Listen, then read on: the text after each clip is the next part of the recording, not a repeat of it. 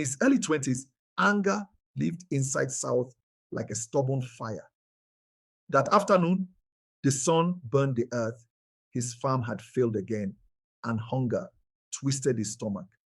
When he saw the hen scratching the dry soil with her little chicks following closely behind, something dark rose in him. Useless life, he muttered. South bent down, captured the mother hen and her chicks, and buried them alive. South wiped his hands on his trousers and walked away, not knowing he had just buried more than animals. He had buried his future. Years passed. Every morning, South woke up to words sharper than knives. "Are you still sleeping?" his father would shout. "Good for nothing boy," his mother's voice followed, heavy with bitterness. "While your mates are making money, you are here eating food you didn't pay for. Do you know how much food costs?" South would lie still on his mat, staring at the cracked ceiling, letting the words fall on him like rain on dry land. He never answered back. He loved his parents too much to fight them, even when their words broke him piece by piece. He rose before sunrise and went to his farm. South was a farmer, just like his father before him. He worked harder than most men in the village. He cleared land, planted seeds, and prayed over his crops. Yet nothing ever worked. When the rains came, his farm flooded. When the sun came, his crops dried up. Pests always found his harvest first. Nothing ever remained. In the village, people laughed behind his back. "There goes South," someone would whisper. "The good-for-nothing one," another would add. Children mocked him openly. Women shook their heads when he passed. Even dogs barked at him as if they sensed his shame. South walked with his head down, his heart heavy, asking the same question every day. Why me? That evening, he stood alone on his farm, staring at yet another failed harvest. The soil was bare. The plants were dead. The wind blew softly, carrying dry feathers across the land. For a moment, South felt cold. That night, as he slept, he dreamed of a mother, hen with broken wings, her eyes burning with pain. Around her lay her silent chicks. They did not move. They only stared at him, and a voice whispered from the darkness, "Every life taken demands a price."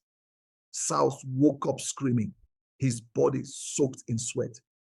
Outside, something unseen watched him closely, waiting. Morning came with insults, as always. "South, will you sleep until night?"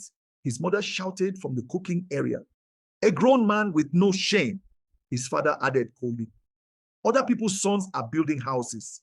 You are here wasting our food." South sat up slowly. He felt tired even before the day began. He washed his face, picked up his farming tools, and stepped outside without a word. Arguing would only bring more pain. The village path was already alive. Women balanced baskets on their heads. Men discussed business loudly.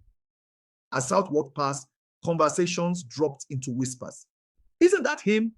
"Yes, the one who never succeeds." "Poor parents." Laughter followed him like a shadow. At the farm, South worked from sunrise to noon.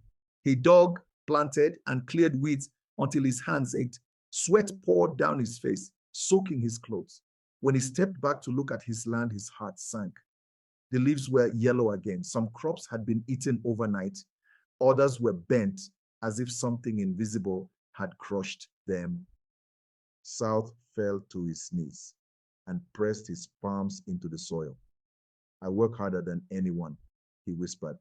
"Why does nothing stay?" No answer came.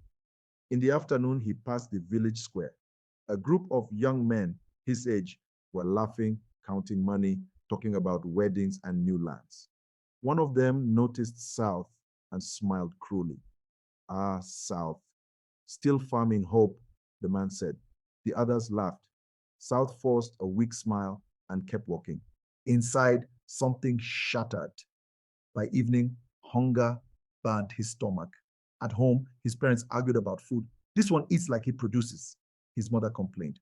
"Useless burden," his father replied. South ate in silence.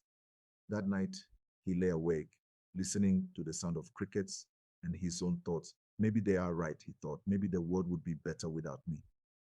Before dawn, South rose quietly. He walked past the sleeping village and into the forest. The air was cold. His heart was empty. Tears blurred his vision as he tied a rope to a tall tree. He closed his eyes. Just then he heard a weak voice behind him. Please help me. South turned slowly. An old woman stood there, bent under a heavy load of firewood, her legs trembling. South hesitated, standing between life and death. Then he dropped the rope. South stood still, his heart pounding. The rope lay on the ground beside him, forgotten. The old woman struggled to stand upright, the bundle of firewood pressing her thin back down. Please, my son, she said softly. My legs are weak.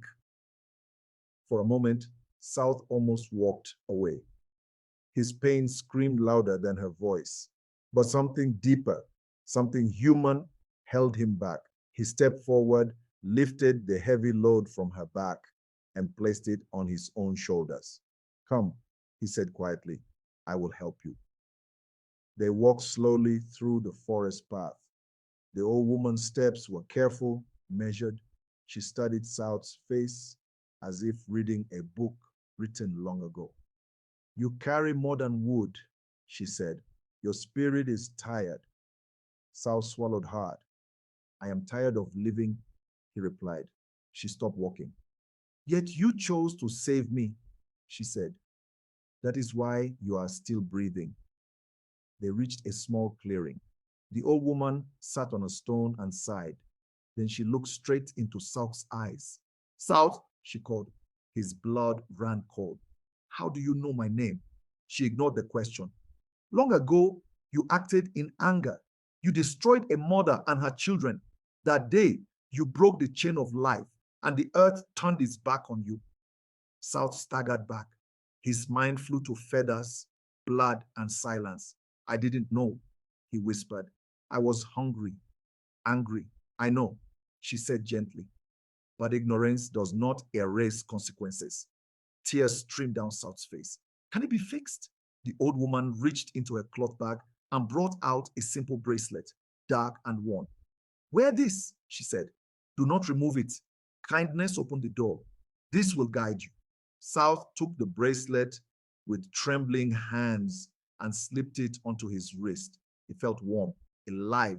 When he looked up to thank her, the clearing was empty. No old woman, no footsteps, no sound, only the bracelet glowing softly against his skin.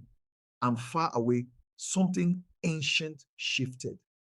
South returned home as the sun climbed the sky. The bracelet rested quietly on his wrist, plain and unremarkable. Yet his heart felt lighter, as if a heavy stone had been lifted from his chest. That morning, he went to the farm again. For the first time in many years, the soil felt different beneath his feet, soft, rich, welcoming. As he worked, he noticed fresh green shoots pushing through the ground. He rubbed his eyes and looked again. They were real. Days passed and the change continued. Crops grew strong and fast. Pests stayed away.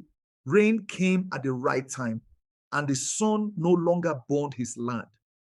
When harvest time arrived, South stood in disbelief, staring at more food than he had ever produced in his life.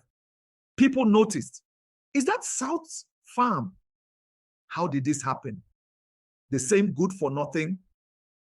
Whispers turned into greetings. Laughter turned into silence. Buyers came from nearby villages, offering good money for his produce. For the first time, South came home with full hands. His parents were confused. His mother touched the yams in disbelief. Where did this come from? From the farm, South answered simply. His father watched him closely, but said nothing. As weeks passed, South's name changed in the village. Respect replaced mockery. People who once avoided him now sought his advice. Yet South remained humble. He remembered the forest, the rope, and the old woman's eyes. At night, strange dreams returned. But this time, The mother hen stood calm, her cheeks alive, circling peacefully. One night, South woke suddenly. His wrist burned. The bracelet glowed hot like fire. A sharp pain shot through his arm, and a whisper filled the room. Remember why you were saved. South sat up, breathing hard, staring at the bracelet as fear and wonder mixed in his heart. He knew then this blessing had a purpose and a price. South could not sleep again. The burning on his wrist had faded, but the message remained. Before dawn, he left his house and returned to the forest, the same path where his life had almost ended.